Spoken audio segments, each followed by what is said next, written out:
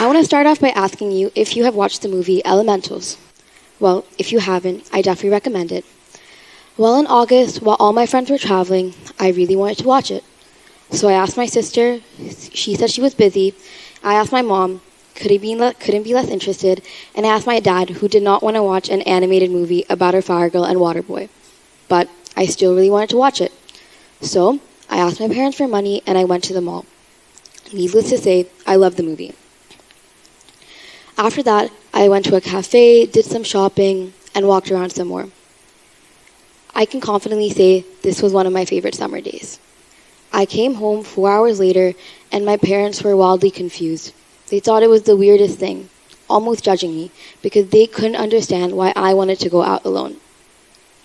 Now, I want to ask you guys, when was the last time you just paused, sat down by yourself? Think about it.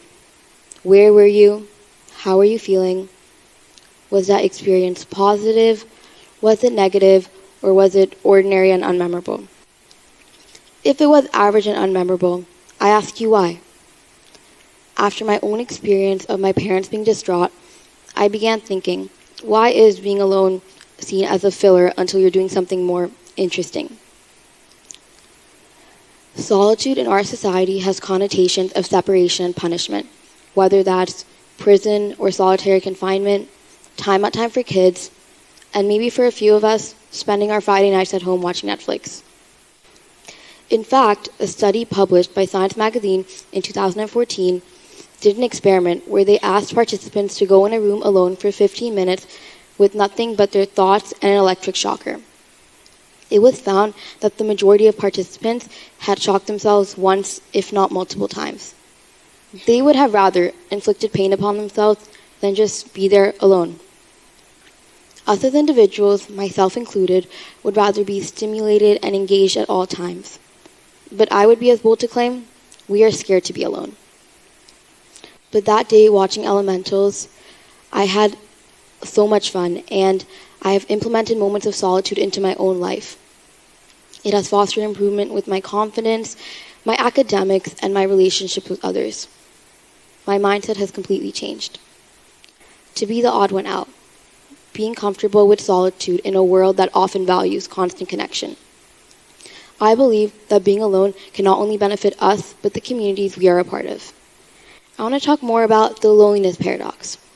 There is a huge misconception on what it means to be lonely. Loneliness is not solely related to social isolation, but it is often about feeling disconnected, even in a crowd. This paradox is a common assumption that being around people can alleviate these feelings. And though we urge connection and put ourselves into situations that might make us feel better, it might never do that very thing. Which is why we can develop the skill of intentional solitude to help us. However, some people find it very difficult to overcome these feelings. According to World Health Organization, the feelings of loneliness increase the risk of premature death by 26%.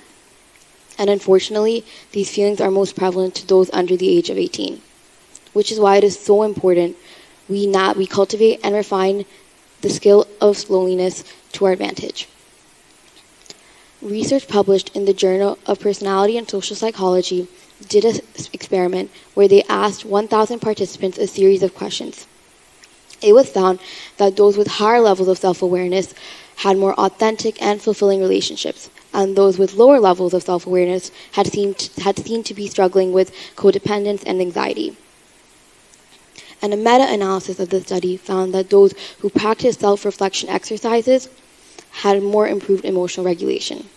Luckily, schools and workplaces have been implementing self-reflection and mindfulness exercises into their wellness initiatives. This has been seen to have a 20% increase in overall satisfaction and a 15% decrease in stress. But here I am talking about why we should overcome this fear. But how does it actually help us? We all deal with stress, and interestingly enough, practicing the skill of intentional solitude can help us relieve this. Inventor Nikola Tesla once said, "Originality thrives in seclusion, free of outside influences beating upon us to cripple the creative mind. Be also, that is the secret of invention. Be alone, that is where ideas are born."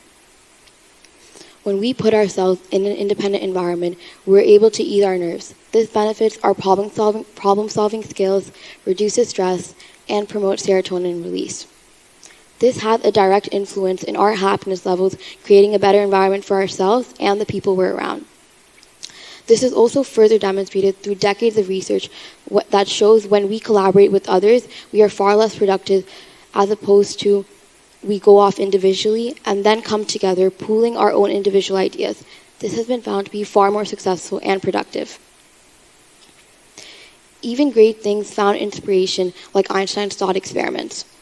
These were imaginative exercises he conducted in his mind to help develop his theories of physics. He often used visualizations and hypothetical scenarios to support him. But you're probably wondering, how does Einstein's physics connect to being alone? He often conducted these experiments in complete solitude, where he could fully immerse himself in deep concentration. He was unencumbered by the need for immediate validation or adherence to conventional wisdom. You see, this whole idea of what it means to be alone is contradicted every single day with our peers and in the past with influential changemakers. The benefits of applying this are endless, but the fear of loneliness is pervasive and a significant barrier to overcome. Even though we might feel we want to be in extroverted environments, we need to be able to overcome this to fulfill our own potential. As we reflect on this exploration of loneliness, isolation, and the value of solitude, I hope that being alone is not seen as a mere interval between social activities, but as a precious opportunity for your own personal growth. I urge each and every one of you to incorporate moments of solitude into your own life. Challenge societal norms that stigmatize being alone, and recognize the inherent value of spending time with yourself. Embrace the art of being alone not as an abnormality, but as a powerful path to your own self-discovery. As we conclude, I urge each and every one of you to be more like Ember from Elementals. Only when she found the strength and confidence to be alone, she was able to be successful. I know Ember inspires me every single day, and I hope she can inspire some of you as well. Thank you.